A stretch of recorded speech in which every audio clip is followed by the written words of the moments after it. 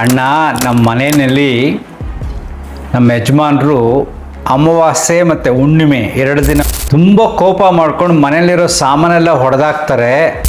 ರಾಘವೇಂದ್ರ ಸ್ವಾಮೀಜಿಯವರ ಪರಮ ಭಕ್ತ.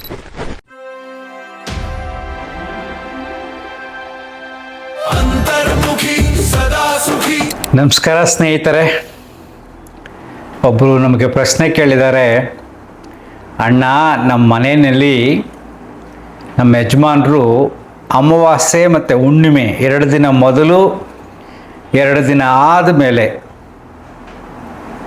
ತುಂಬ ಕೋಪ ಮಾಡ್ಕೊಂಡು ಮನೇಲಿರೋ ಸಾಮಾನೆಲ್ಲ ಹೊಡೆದಾಕ್ತಾರೆ. ದಯವಿಟ್ಟು ಏನಾರ ಪರಿಹಾರ ತಿಳಿಸಿ ಅಣ್ಣ ಅಂತ ಕೇಳಿದ್ದಾರೆ.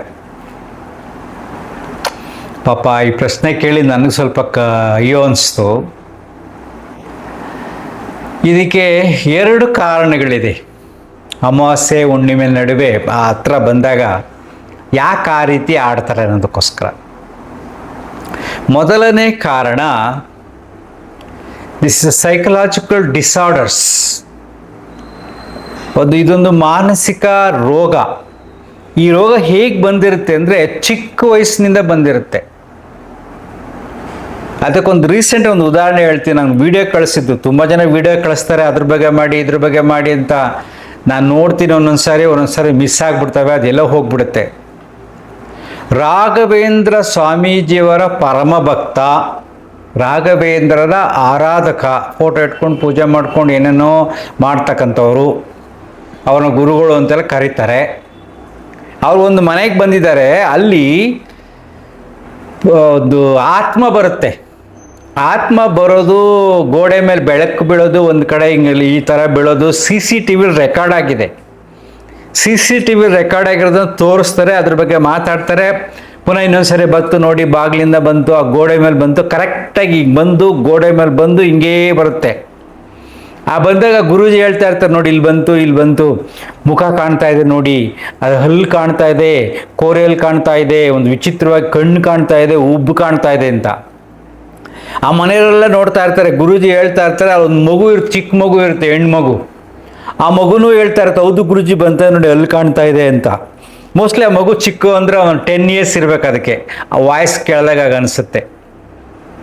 ಸೊ ಈ ಪದೇ ಪದೇ ನೋಡ್ತಾ ಇರ್ತಾರೆ. ಈಗ ಅದಕ್ಕೆ ಹೋಗ್ಲಾಡ್ಸೋಕ್ಕೆ ಏನು ಮಾಡ್ತಾರೆ ಇವರು, ಮಂತ್ರ ಪೂಜೆ ಪುನಸ್ಕಾರ ಮಾಡಿ ಏನು ತುಳಸಿ ಮಾಲೆ ಎಲ್ಲ ಕೊಡ್ತಾರೆ, ಆಮೇಲೆ ಹೋಗುತ್ತಂತೆ. ಸೊ ಈ ವಿಡಿಯೋ ಬಂದಿತ್ತು, ಇದೆಲ್ಲ ಯೂಟ್ಯೂಬಲ್ಲಿ ಹರಿದಾಡ್ತಾ ಇದೆ. ಅದನ್ನ ನನಗೆ ಕಳಿಸಿದ್ರು. ಇದು 100% ಫೇಕ್.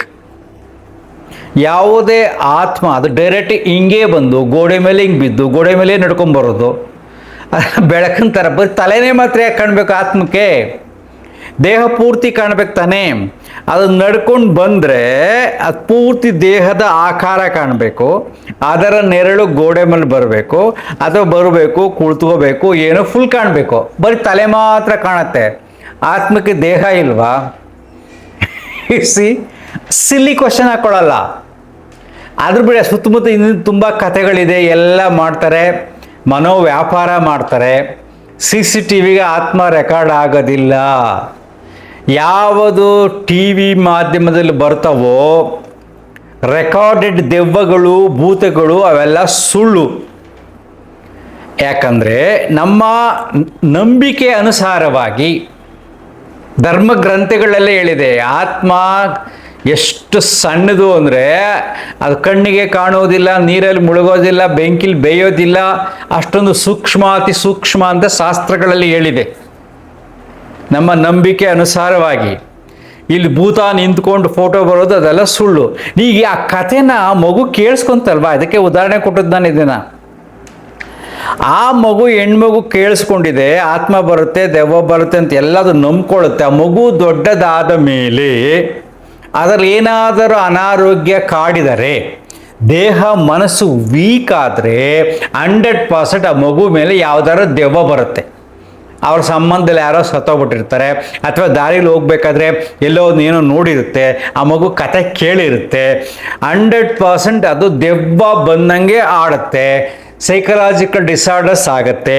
ಅಂದರೆ ಸ್ಕಿಜೋಫೀನಿಯಾ, ಬೇರೆ ಬೇರೆ ಕಾಯಿಲೆಗಳ ಮಗು ಮೇಲೆ 100% ಬರುತ್ತೆ. ಅಥವಾ ಆ ಮಗು ದೊಡ್ಡದಾಗಿ ಗಂಡನ ಮನೆಗೆ ಹೋದ್ಮೇಲೆ ಗಂಡನಲ್ಲಿ ಪ್ರೀತಿ ಇಲ್ಲದಾಗ, ಸಂಸಾರದಲ್ಲಿ ಸಮಸ್ಯೆಗಳು ಜಾಸ್ತಿ ಆದಾಗ, ಯಾರೂ ಸಪೋರ್ಟ್ ಇಲ್ಲ ಅಂದರೆ ಆಗ ಆ ಮಗು ಮೇಲೆ ದೆವ್ವ ಬರೋಕ್ಕೆ, ಆತ್ಮ ಬರೋಕ್ಕೆ ಪ್ರಾರಂಭ ಮಾಡುತ್ತೆ. It's all psychological game. ಅದಕ್ಕೆ ನಾನು ನಿಮಗೆ ಎಕ್ಸ್ಪ್ಲೈನ್ ಮಾಡ್ತಾ ಇದ್ದೀನಿ. ಈ ಮಗುನಲ್ಲಿ 100% ಆಗುತ್ತೆ. ಹಾಗೆ ದೊಡ್ಡದಾದ ಮೇಲೆ ಸಮಸ್ಯೆಗಳು ಬಂದಿಲ್ಲ ಅಂದರೆ ನೋ ಪ್ರಾಬ್ಲಮ್. ಮತ್ತು ಆ ಮಗು ದೊಡ್ಡದಾದ ಮೇಲೆ 100% ಪ್ರತಿದಿನ ವ್ರತಗಳು, ಪೂಜೆಗಳು, ದೇವಸ್ಥಾನಗಳಿಗೆ ಅಲ್ತ್ಕೊಂಡು, ಶಾಸ್ತ್ರಗಳನ್ನ ಕೇಳಿಕೊಂಡು, ಜ್ಯೋತಿಷಿಗಳ ಹತ್ರ ಹೋಗಿ, ಸಮಸ್ಯೆ ಬಂದರೆ ಪೂಜೆ ಮಾಡಿಸಿ, ಹಣ ಖರ್ಚು ಮಾಡಿ ಅದೆಲ್ಲ ಮಾಡುತ್ತೆ. ಯಾಕೆಂದರೆ ಆ ಚಿಕ್ಕ ವಯಸ್ಸಿನಲ್ಲಿ ಆ ಮನಸ್ಸಿನಲ್ಲಿ ಬಿತ್ತಿದ ಬೀಜ, ಮೌಢ್ಯತೆಯ ಬೀಜ, ಭಯದ ಬೀಜ, ದೇವರು ಅನ್ನತಕ್ಕಂಥ ಅದೇನು ಕಣ್ಣು ಕಾಣುತ್ತಿರತಕ್ಕಂಥ ಆ ಭಯ ಎಲ್ಲವ ಮನಸ್ಸಿಗೆ ನಾಟ್ಬಿಡಿರುತ್ತೆ. ಇಲ್ಲಿ ನಿಮ್ಮ ಗಂಡನಿಗೆ ಅದೇ ಆಗಿರೋದು. ಚಿಕ್ಕ ವಯಸ್ಸಿನಲ್ಲಿ ಅಮಾವಾಸ್ಯೆ ಬಂದಾಗ, ಹುಣ್ಣಿಮೆ ಬಂದಾಗ ಮನಸ್ಸಿನಲ್ಲಿ ಬದಲಾವಣೆ ಆಗುತ್ತೆ ಅಂತ ಮನೆಯಲ್ಲಿ ಮಾತಾಡ್ಕೊಂಡಿರ್ತಾರೆ. ಆ ಹುಡುಗ ಕೇಳಿಸ್ಕೊಂಡಿರ್ತಾನೆ. ಚಿಕ್ಕದಲ್ಲಿ ಬೆಳೀತಾ ದೇವಸ್ಥಾನಗಳಿಗೆ ಹೋಗಿ ಅಲ್ಲಿ ಇಲ್ಲಿ ಕೇಳಿಸ್ಕೊಂಡಿರ್ತಾನೆ. ಅವನಿಗೆ ಈಗ ಹೆಂಡತಿ ಮೇಲೆ ಕೋಪ ಇದೆ. ಅವನಿಗೆ ಡೈರೆಕ್ಟಾಗಿ ಕೋಪ ತೋರಿಸ್ಕೊಳಕ್ಕೆ ಆಗ್ತಾ ಇಲ್ಲ ಅವನಿಗೆ. ಅದಕ್ಕೇನು ಮಾಡ್ತಾನೆ, ಅಮಾವಾಸ್ಯೆ ಮತ್ತು ಹುಣ್ಣಿಮೆಯ ಕಾರಣವನ್ನು ಇಟ್ಕೊಂಡಿದ್ದಾನೆ. ಹಿಡ್ಕೊಂಡು ಆ ಟೈಮ್ಗೆ ಹೆಂಡತಿ ಮೇಲೆ ಕೋಪ ತೀರಿಸ್ಕೊಳ್ಳೋದು, ಸಾಮಾನುಗಳೆಲ್ಲ ಹೊಡೆದಾಕೋದು. ಬರೀ ಹೆಂಡತಿ ಮೇಲೆ ಜಗಳ ಆದರೆ ಹೆಂಡತಿ ಕಂಪ್ಲೇಂಟ್ ಕೊಡ್ತಾರೆ ಅಥವಾ ಹುಚ್ಚಾಸ್ಪತ್ರೆ ಕರ್ಕೊಂಡು ಹೋಗ್ಬಿಡ್ತಾರೆ ಅಂದ್ಬಿಟ್ಟು ಸಾಮಾನು ಹೊಡೆದಾಕೋದು. ಇದು ಒಂದು ನಾಟಕ. ಅವನ ಮನಸ್ಸು ಇನ್ನೂ ಪರಿಪಕ್ವವಾಗಿಲ್ಲ. ಅವನಿಗೆ ಫ್ಯಾಮಿಲಿ ಕೌನ್ಸಿಲಿಂಗ್ ಬೇಕಾಗಿದೆ. ಸೈಕ್ಯಾಟ್ರಿಸ್ಟ್ ಹತ್ರ ಕರ್ಕೊಂಡೋಗಿ ಅವನಿಗೆ ಟ್ರೀಟ್ಮೆಂಟ್ ಕೊಡಿಸ್ಬೇಕಾಗಿದೆ. ಇವೇನೂ ಮಾಡದೆ ಇವನಿಗೇನಾದ್ರು ಮಾಟ ಮಂತ್ರ ಅಂದ್ಬಿಟ್ಟು ಏನಾದ್ರು ಕಟ್ಸೋಕೆ ಹೋಗಿ, ದೇವಸ್ಥಾನಕ್ಕೆ ಕರ್ಕೊಂಡು ಹೋಗಿ ತಾಯ್ತ ಕಟ್ಸೆಲ್ಲ ಮಾಡಿದ್ರೆ ಅದು ಸ್ವಲ್ಪ ದಿನ ಕಡಿಮೆ ಆಗುತ್ತೆ. ಪುನಃ ಹೆಂಡತಿ ಮೇಲೆ ಕೋಪ ಬಂದಾಗ, ಸಮಸ್ಯೆಗಳು ಬಂದಾಗ ಈ ನಾಟಕ ಮಾಡೋಕ್ಕೆ ಸ್ಟಾರ್ಟ್ ಮಾಡ್ತಾನೆ. ಅದಾಗಿರೋದು ಚಿಕ್ಕ ವಯಸ್ಸಿನಿಂದ ಅವನ ಮನಸ್ಸಿನಲ್ಲಿ ಬಿತ್ತಿದ ಮೌಢ್ಯಗಳೇ ಮೂಲ ಕಾರಣ. ಇದು ತುಂಬ ಮುಖ್ಯ. ಈ ಕಾನ್ಸೆಪ್ಟನ್ನ ಅರ್ಥ ಮಾಡ್ಕೊಳ್ಳಿ. ನೆಕ್ಸ್ಟ್, ಎರಡನೇ ಕಾರಣ ಯಾಕೆ ಈ ರೀತಿ ಆಗ್ತಾರೆ ಅಂದರೆ ಅವರಿಗೆ ಪರಿಹಾರ ಏನು? ಎರಡನೇ ಕಾರಣ ಸಿಂಪಲ್. ಸಮಾಜವನ್ನು ನೋಡಿ, ಇವೆಲ್ಲ ನೋಡಿ, ಕೆಲವರು ಮನಸ್ಸು ವೀಕ್ ಆಗಿದ್ದಾಗ, ಅಟ್ಮಾಸ್ಫಿಯರ್ ಚೇಂಜಸ್ ಆದಾಗ, ಬೆಳಕು ಕತ್ತಲಿನ ಆಟದಲ್ಲಿ ಬದಲಾವಣೆ ಆದಾಗ ಕೆಲವು ಡಿಸ್ಟರ್ಬೆನ್ಸ್ ಆಗುತ್ತೆ. ಆ ಡಿಸ್ಟರ್ಬೆನ್ಸ್ ಹೋಗಬೇಕು ಅಂದರೆ ಎಲ್ಲರಿಗೂ ಆಗಲ್ಲ, ವೆರಿ ರೇರು, 1 or 2% ಅಷ್ಟೇ. ಹುಣ್ಣಿಮೆ ಅಮಾವಾಸ್ಯೆ ಬಂದಾಗ ಈಗ ಸ್ಟ್ರಾಂಗ್ ಇದ್ದೀವಿ, ನಮಗೆ ಏನೂ ಆಗಲ್ಲ.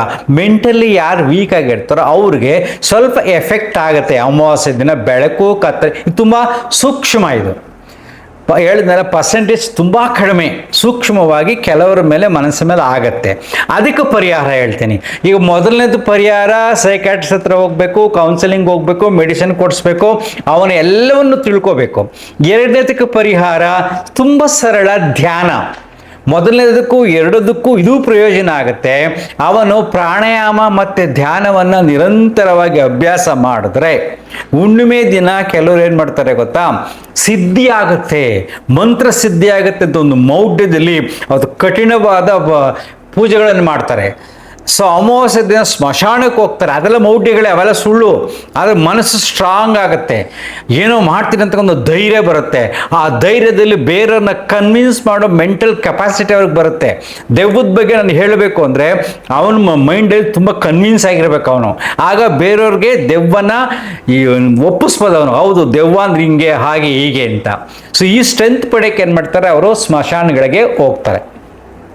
ಸೊ ಅದು ಸುಳ್ಳು, ಬಟ್ ಅದು ಮಾಡ್ತಾರೆ, ಅದು ಮೌಢ್ಯ. ನಾವು ಈ ರೀತಿ ಮನಸ್ಸಿಗೆ ಶಕ್ತಿ ಬೇಕು ಅಂದರೆ ಮೊದಲು ಪ್ರಾಣಾಯಾಮ ಧ್ಯಾನವನ್ನು ಮಾಡಬೇಕು. ಅವನಿಗೆ ಈ ರೀತಿಯಾಗಿ ಯಾರ್ಯಾರು ಮಾಡ್ತಾರೋ ಬರೀ ಎಕ್ಸ್ಪೆರಿಮೆಂಟ್ ಮಾಡಿದ್ರು 3-4 ತಿಂಗಳು ಧ್ಯಾನ ಮಾಡಿಸಿ, ಹುಣ್ಣಿಮೆ ಬಂದಾಗ ಧ್ಯಾನ ಮಾಡೋ ಸರೋಗುತ್ತೆ ಅಂತೇಳಿ ಆಗ 1 ಗಂಟೆ ಧ್ಯಾನ ಮಾಡಲಿ. ಅಮಾವಾಸ್ಯೆ ಬಂದಾಗ ಧ್ಯಾನ ಮಾಡು ಅಂತೇಳಿ ಮನಸ್ಸು ಕೂಲ್ ಆಗುತ್ತೆ, ರಿಲ್ಯಾಕ್ಸ್ ಆಗುತ್ತೆ. ಆಗ ಈ ರೀತಿ ಸಮಸ್ಯೆ ಬರಲ್ಲ. ಇದು 1%. ಇನ್ನು ನಾಟಕ ಮಾಡೋರ್ಗಂತೂ ಏನು ಮಾಡಿದ್ರು ಆಗೋದಿಲ್ಲ, ಅವ್ರು ಸ್ವಲ್ಪ ಕಡಿಮೆ ಆಗುತ್ತೆ. ಆಮೇಲೆ ಅವನಿಗೆ ಕೌನ್ಸಿಲಿಂಗ್ ಬೇಕಾಗುತ್ತೆ. ಅವನು ಮತ್ತೆ ಅವನ ಅರ್ಥ ಮಾಡ್ಕೋಬೇಕು, ಅವನು ಎಲ್ಲಿ ಫೇಲ್ಯೂರ್ ಆಗ್ತಾ ಇದ್ದಾನೆ, ಅವನಿಗೇನು ಬೇಕಾಗಿದೆ ಅದನ್ನು ಅರ್ಥ ಮಾಡಿಕೊಂಡ್ರೆ ಪ್ರೀತಿಯಿಂದ ಅದನ್ನು ಗೆಲ್ಬೋದು. ಆ ಕೆಲಸ ಹೆಂಡತಿ ಮಾಡಬೇಕು. ಅರ್ಥ ಆಗ್ತಿದೆಯಾ? ಇವೆಲ್ಲವೂ ಕೆಲವಾರು ಮಾನಸಿಕವಾಗಿ ನಡೆಯತಕ್ಕಂಥ ನಾಟಕಗಳು. ಮನಸ್ಸನ್ನು ಉಪಯೋಗಿಸಿ ತುಂಬ ಜನ ಈ ರೀತಿ ನಾಟಕ ಮಾಡ್ತಾರೆ, ಸಮಸ್ಯೆಯನ್ನು ಎದುರಿಸಲಾರದೆ ಅಷ್ಟೇ. ಓಕೆ, ಅಂತರ್ಮುಖಿ ಸದಾ ಸುಖಿ. Thank you.